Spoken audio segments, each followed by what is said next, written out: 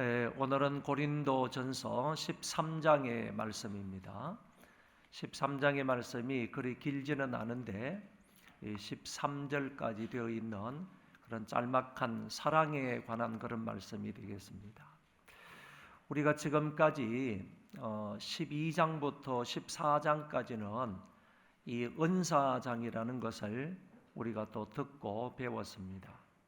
이 은사장, 특별히 여러 은사들 가운데에서 고린도 교회의 문제가 되었던 그 방언의 은사에 관한 부분들을 우리가 조금씩 살펴보고 있는데, 어떤 사람은 이렇게 얘기를 합니다. 이 은사 또는 방언에 관한 것을 이야기하는데 고린도전서 12장, 13장, 14장까지 얘기를 하는데 양쪽에 있는 12장과 14장도 4장은 분명하게 은사에 관하여서 얘기를 하지만은 그 가운데 끼어 있는 이 13장은 은사와 무관한 내용을 다루고 있지 않는가 이렇게 생각을 합니다. 그렇지만은 오늘 제가 여기에도 기록을 한 것처럼 고린도전서 12장부터 14장까지는 하나의 주제에 관하여서 기록하고 있다. 이렇게 생각을 하시면 되겠고, 그렇게 생각을 하게 되면 결국에 오늘 우리가 살펴볼 이 가운데 있는 13장도 12장과 무관하지 않고 14장하고도 무관하지 아니한, 동떨어지지 아니한, 여기에서부터 여기까지 일맥상통한 그런 말씀 중에 한 부분이 되겠다 이렇게 생각하시면 되겠습니다. 그래서 오늘 본문의 말씀을 통해서 우리가 생각해 보셔야 될 것은, 우리가 교회 안에서 여러 가지 직분이나 은사들을 사용하게 될 때에, 직분이나 어떤 맡은 바 사명을 감당하게 될 때에 그 기조에 깔려 있는 것이 무엇이 되어야 되느냐, 가장 기본적으로 기초적으로 무엇을 깔고 그것을 따라서 우리의 직분을 감당하고 은사를 감당해야 하는가라고 하면, 그거는 바로 사랑에 근거해서 우리의 은사를 사용해야 되고 우리의 직분을 감당해야 된다. 이렇게 말씀드릴 수가 있겠습니다. 오늘 본문의 말씀은 전체적으로 세 부분으로 나눌 수 있는데 아주 간단합니다. 앞에 부분은 사랑의 우월성에 관해서 얘기하고, 가운데 부분은 사랑의 완전성에 대해서 말하고, 마지막 부분에 가서는 사랑의 영원성에 관하여서 얘기합니다. 그래서 우월성과 완전성과 영원성에 관한 말씀이 오늘 본문이다 이렇게 이해를 하시고 제일 첫 부분부터 보도록 하겠습니다. 먼저 사랑의 필요성과 중요성, 다른 말로 해서 사랑의 우월성에 관한 말씀이 1절부터 3절에 걸쳐 나오고 있습니다. 다 같이 한번 읽겠습니다. 내가 사람의 방언과 천사의 말을 할지라도 사랑이 없으면 소리나는 구리와 울리는 꽹과리가 되고, 내가 예언하는 능력이 있어 모든 비밀과 모든 지식을 알고 또 산을 옮길 만한 모든 믿음이 있을지라도 사랑이 없으면 내가 아무것도 아니요, 내가 내게 있는 모든 것으로 구제하고 또 내 몸을 불사르게 내줄지라도 사랑이 없으면 내게 아무 유익이 없느니라 그랬습니다. 여러분, 한 구절을 통하여서 이제 사도 바울이 지적하는 말이 무엇인가 하면은, 제일 첫 번째 1절을 통해서는 아무리 정말 인상적인 그런 말, 또 아무리 가치 있고 정말 너무 의미 있는 말이다, 이런 말을 한다 할지라도 사랑이 없으면 무의미한 것이다, 그런 얘기를 하고, 두 번째 절에서는 아무리 좋은 은사가 있다 할지라도 그 은사를 사용하는 데 있어서 사랑이 근본이 되지 아니하고 밑바탕이 되지 아니하면 그건 역시 아무런 유익이 없다는 말이고, 3절에서는 아무리 인상적이며 개인적인 그런 희생, 헌신을 한다 할지라도 여기 보세요. 내가 모든 것으로 구제하고 내 몸을 불살하게 내어줄지라도, 뭐 이 정도 되면 야, 저 사람 정말 사랑이 많다 이렇게 얘기할 수 있는데, 그럼에도 불구하고 오늘 여기 본문에서는 구제를 하고 내 몸을 불살하게 내어줄지라도 사랑이 없을 수 있다는 얘기죠. 그런 사람은 그 모든 것들이 아무런 유익이 되지 못한다 이렇게 얘기하고 있는 거예요. 단적으로 말하면 정말 인상적인 말을 하거나, 또 뿐만 아니라 인상적인 은사를 사용을 하거나, 그리고 뭐 정말 남들 못지않게 크게 헌신을 해도 사랑이 없으면 아무런 유익이 없다 이렇게 얘기하고 있는 것입니다. 이런 것들을 통하여서 사랑이 얼마나 중요하고 의미 있고 사랑이 얼마나 우월하냐, 모든 것들, 그러니까 우리가 말을 잘하는 그런 은사가 있는 사람보다도, 그리고 우리가 뭐 다른 은사를 가지고 뭐 산을 옮길 만한 그런 믿음, 이런 은사를 가지고 있다고 할지라도, 그리고 우리가 내가 가지고 있는 모든 것을 다하여서 이웃을 구제하고 이웃을 위해서 헌신한다 할지라도 사랑이 없으면 아무런 유익이 되지 못한다라고 말씀하고 있는 것입니다. 이런 것을 통하여 사랑의 우월성에 관하여, 사랑의 중요성에 관하여서 우리에게 말씀하고 있는 것입니다. 두 번째 문단을 보면 4절부터 7절인데 여기에는 사랑의 완전성에 관하여서 얘기합니다. 사랑의 완전성에 관하여서 얘기하는데 적어도 한 15개 내지 16개의 동사를 사용합니다. 그런데 그 동사는 어떤 동사인가 하면 행위 동사, 정말 행동하는 그런 동사 15가지를 써서 이 사랑이라는 말을 의인화시켜서요, 사랑이라는 말을 의인화시켜서 마치 사람이 행동하는 것처럼 의인화시켜가지고 사랑을 표현하고 있는 부분을 볼 수 있는데, 예를 들면 여기 사랑은 교만하지 아니하며, 사랑이 어떻게 교만하지 아니할 수가 있나요?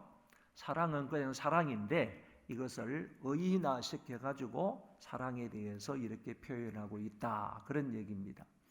앞에 부분에 긍정적으로 사랑을 표현하는 부분이 한 7개 정도 되고요, 부정적으로 설명하고 있는 부분이 한 8개 정도 되는데, 이걸 합하여서 15개의 행위 동사, 분명하게 말씀드립니다.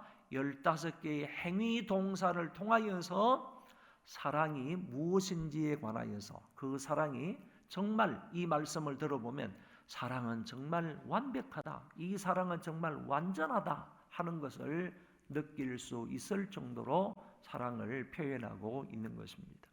사랑의 완전성에 관하여서 우리가 조금 있다가 우리 가스펠송을 부르겠지만은 뭐 거기 가스펠송에 그대로 이 내용이 거기에 다 나와 있습니다. 그때 가서 부르도록 하고, 오늘 한번 4절에서 7절까지 한번 읽어보도록 하겠습니다. 사랑은 오래 참고, 사랑은 온유하며 시기하지 아니하며, 사랑은 자랑하지 아니하며 교만하지 아니하며 무례히 행치 아니하며 자기의 유익을 구하지 아니하며 성내지 아니하며 악한 것을 생각하지 아니하며 불의를 기뻐하지 아니하며 진리와 함께 기뻐하고 모든 것을 참으며 모든 것을 믿으며 모든 것을 바라며 모든 것을 견뎌내니라. 여러분, 이런 사랑이 어디 있습니까? 이런 사랑이 어디 있어요? 영어 표현에 보면요, 이 사랑에도 등급이 있어요. 등급이 있는데 제일 밑에 사랑을 내가 너를 사랑해, 내가 너를 좋아해, like라는 말을 써요. like. 그 다음에 그 위의 사랑은 love라는 말을 써요. 내가 너를 사랑한다, I love you, love라는 말을 써요.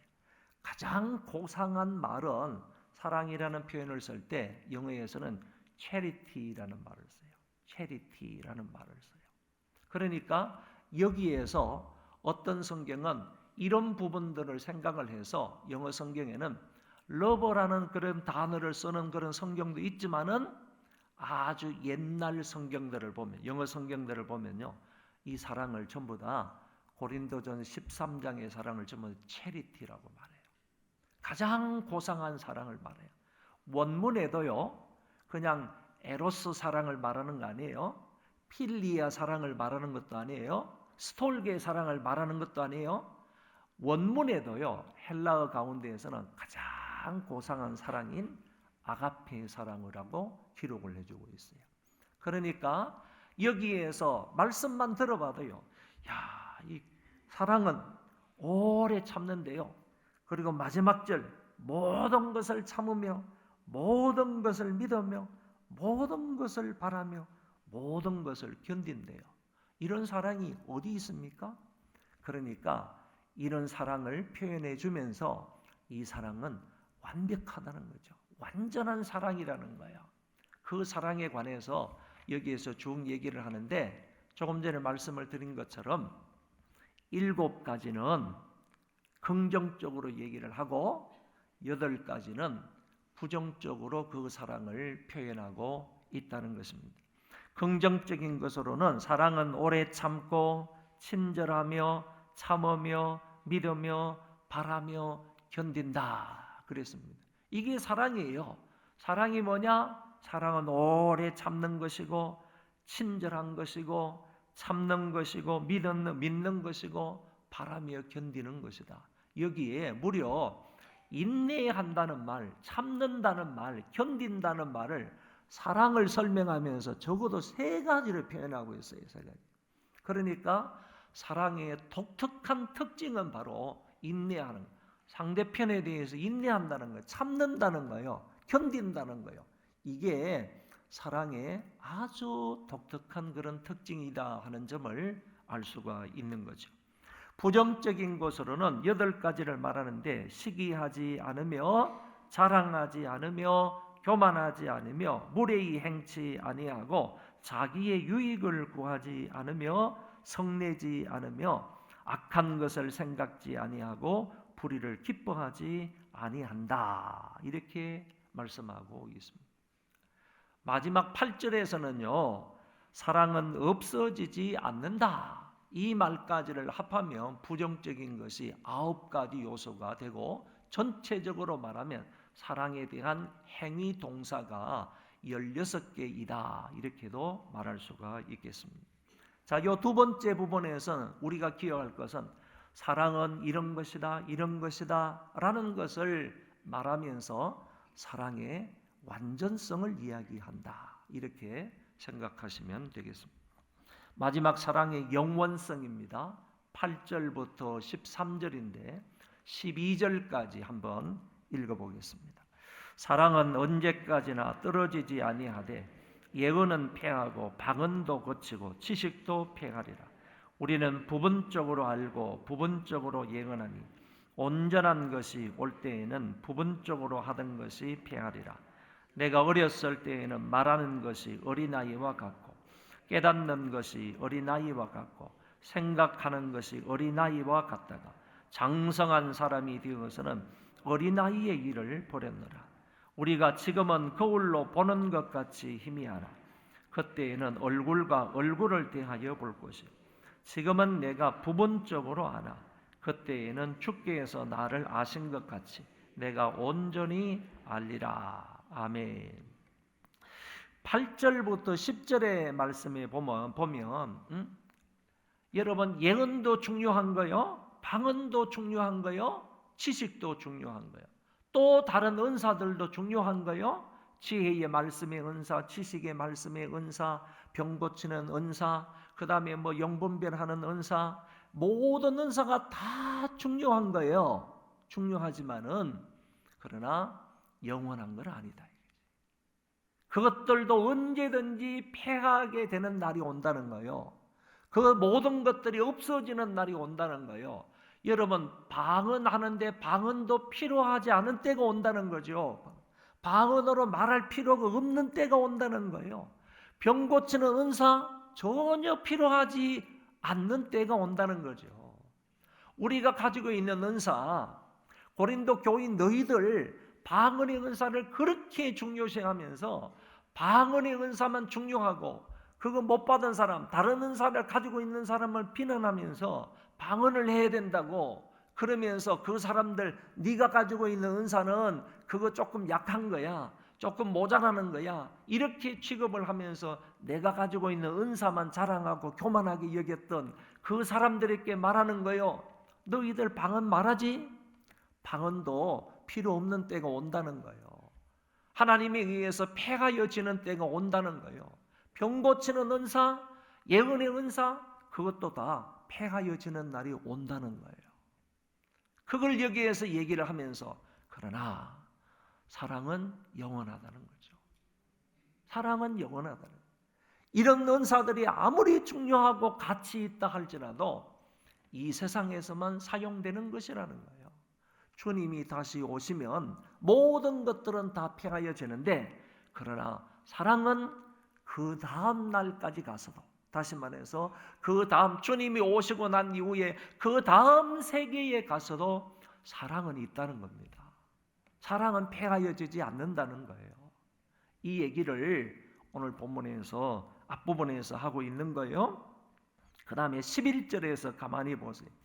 어린아이와 장성한 사람을 비교하면서요, 지금 우리가 하고 있는 이 모든 것들은 어린아이가 하고 있는 일과 같다는 거예요.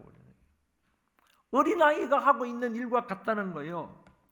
어린아이가 같고 깨닫는 것이 어린아이와 같고요, 말하는 것도 어린아이와 같고요, 생각하는 것도 어린아이와 같다는 거예요. 은사를 사용하는 것도 어린아이와 같고 직분을 감당하는 것도 어린아이와 같다는 거예요. 온전하지 못하다는 얘기죠. 그런데 보세요. 11절 마지막 부분에 장성한 사람이 되어서는 어린아이의 일을 버렸노라. 이거는 성숙한 그리스도인들을 말하는 거예요.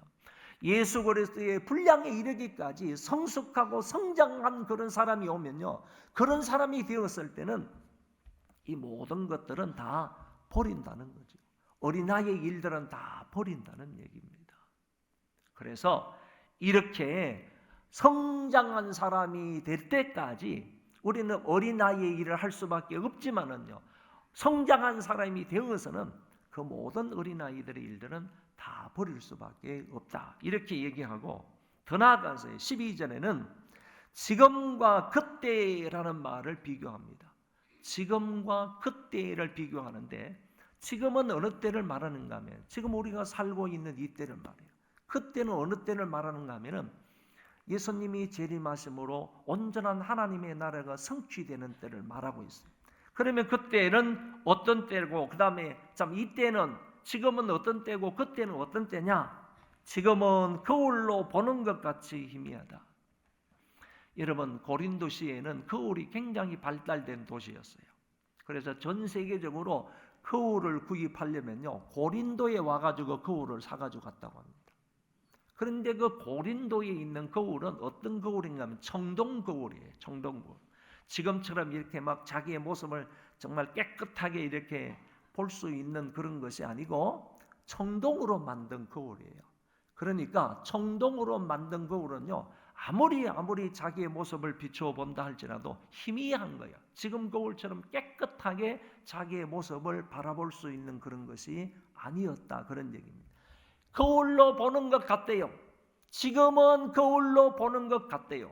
그런데 그때가 되면요, 예수님께서 오시고 영원한 나라에 들어가게 되면, 천국에 들어가게 되면 그때는요, 사람이 사람을 대하는 것처럼, 대면하는 것처럼 똑똑히 볼 수가 있다, 이렇게 얘기를 하고, 또 지금은 부분적으로 알지만은 그때에는 주께서 나를 아신 것 같이 내가 온전하게 주님을 알게 된다, 이렇게 말합니다.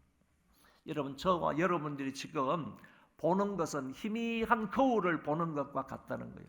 저와 여러분이 알고 있는 것, 하나님에 대한 지식을 알고 있는 것은요, 한계가 있다는 거예요. 지금에 알고 있는 알미라는 것은 온전하지 못하다는 거예요. 그냥 부분적으로 아는 것밖에 안 된다는 거예요. 우리가 아무리 성경에 해박한 지식을 가지고 있다 할지라도요, 하나님에 대해서 다 아는 거 아니에요. 온전히 아는 것 아니에요. 정말 부분적으로만 알고 있는. 여러분, 이 뇌가 있는데 이 뇌를 우리 인간이 평생에 걸쳐서 이 뇌를 아무리 많이 활용을 해도 조금밖에 활용을 못한다는 얘기 아시죠? 그것처럼요, 우리가 가지고 있는 이 지식이라는 것은 하나님 여호와에 대한 지식은 정말로 작은 거예요. 보잘것없는 거예요. 정말 부분적으로 아는 지식일 수밖에 없어요. 그런데 주님을 만나 뵙게 되면 그 나라에서는요, 주님을 아는데 마치 주님이 나를 아는 것처럼 우리가 주님을 완전하게 알게 된다는 거예요. 이거를 얘기하면서 지금 무엇을 얘기하고자 하느냐라고 하면, 사랑은 이렇게 영원한 거다. 사랑은 이처럼 영원한 것인데 그때에도 필요한 것이, 지금 때뿐만 아니라 그때에도 필요한 것.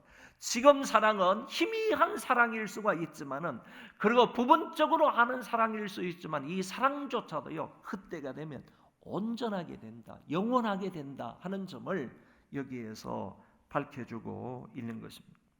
그러면서 이제 13장에 사랑의 영원성에 관하여서 다시 한번 이렇게 얘기를 합니다. 그런즉 믿음, 소망, 사랑, 이 세 가지는 항상 있을 것인데 그 중에 제일은 사랑이라 그랬습니다. 그 중에 제일은 사랑이라. 여러분, 천국에 가면 믿음이 필요하겠습니까? 믿음이 온전히 이루어졌는데 그 믿음이 필요하겠습니까? 천국에 가면 소망이 필요하겠나요? 어떤 소망을 가지겠습니까? 지금처럼 자녀들이 잘 되기를 소망하겠어요? 아니면 내 영혼이 잘 되고, 아니면 범사가 형통하기를 소망하겠습니까? 천국에 가면 모든 것이 완전하게 성취가 되었는데 그곳에서는 무슨 믿음이 필요하고 무슨 소망이 필요하겠어요? 그러나 그때도 가면 사랑은 있다, 사랑은 존재한다, 그 사랑은 영원하다 하는 점을 여기에서 또다시 한 번 더 강조하고 있는 것입니다. 자, 우리 결론의 말씀을 한번 좀 보겠어요. 1번, 가장 인상적인 말을 하고 가장 인상적인 은사가 있고 가장 인상적인 희생을 해도요, 헌신을 해도 사랑이 없으면 아무런 유익이 없다. 희생하는데도요, 사랑 없이 할 수 있다는 거예요. 사랑 없이 그런 희생을 할 수가 있다, 이렇게 표현하고 있는 것이고요. 두 번째, 바울은 15개의 행위동사를 사용하여 사랑을 정의합니다. 긍정적인 표현으로 사랑을 7개 얘기하고 또 부정적인 표현으로 8가지를 여기에서 쭉 이야기를 했습니다. 그러면서 사랑의 구체적인 특징들에 관하여서 이렇게 나열을 한 것입니다. 세 번째, 바울은 끝부분에서 은사의 한시성과 부분성을 말하면서 사랑의 영원성을 피력한다 그랬습니다. 여러분, 성령의 모든 은사는요, 아무리 이 세상에서 좋은 은사를 할지라도, 그리고 다른 은사보다도 조금 활용도가 높은 은사라 할지라도요, 성령의 모든 은사는요, 장래 어느 때가 되면 모든 은사는 다 폐하게 되고요, 그 모든 은사는 다 그치게 된다는 거예요.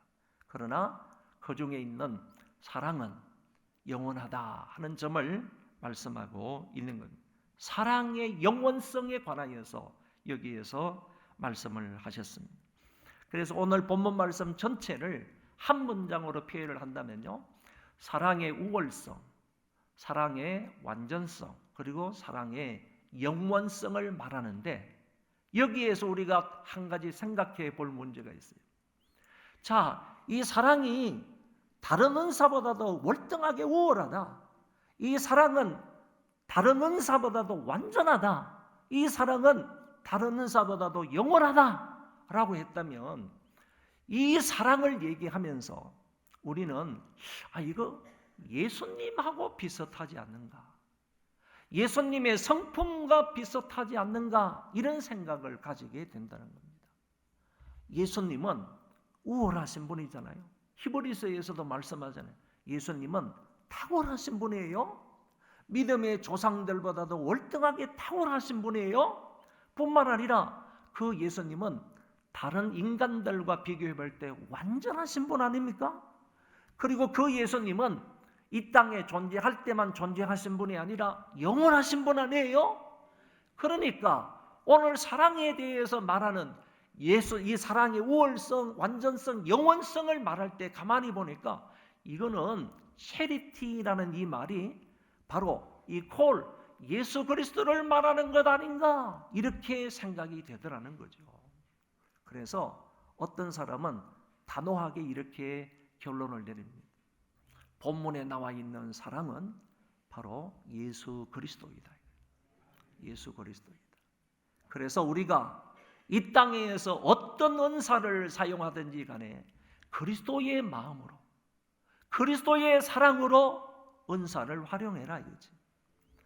만약에 방언의 은사를 사용한다 할지라도 정말로 남을 사랑하는 마음으로, 남을 위하는 마음으로, 교회를 사랑하는 마음으로, 그리스도의 마음으로 우리가 은사를, 방언의 은사를 사용을 하고, 그 다음에 또 병 고치는 은사를 활용할 때도 남을 사랑하는 마음, 그리스도의 마음으로 우리가 그런 행위를 하고, 그리고 섬기는 은사가 있는 사람은 정말로 남을 사랑하는 마음의 기초가 되어서, 그것이 근거가 되고 그것이 기초가 되어서 예수 그리스도의 성품에 기초해서 그 사람들을 섬기고 사랑하라 하는 것을 우리에게 가르쳐주고 있다는 것입니다. 이 말씀을 근거로 해서 오늘 우리 4가지 정도를 따라서 한번 기도하도록 하겠습니다. 1번 첫 번째 기도 제목은 교회의 어떤 봉사이든지요, 은사를 사용하는 문제도 그렇고 사역을 하는 것도 그렇고 어떤 직분을 감당하는 것도 그런 것처럼 사랑을 바탕으로 행하게 하옵소서. 이 사랑을 근거로 해서 우리의 직분을 감당하고 우리의 사역을 감당하고 뿐만 아니라 우리의 봉사를 감당하고 그리고 은사를 사용할 수 있는 우리가 되게 해달라고 기도하시고요. 두 번째, 고린도전서 13장의 15개 행위 동사를 기억을 하며 사랑이 무엇인지를 알고 말씀대로 사랑을 실천하게 하옵소서. 세 번째, 이제 어린아이의 길, 즉 과도한 의존성이나 불완전성, 근시안적 관점, 일시적인 만족에 머물지 말고 좀 더 성숙한 신앙인이 되게 해 주옵소서. 네 번째, 사랑이 많은 우리 아이들이 되게 해달라고 기도할 수 있기를 바랍니다.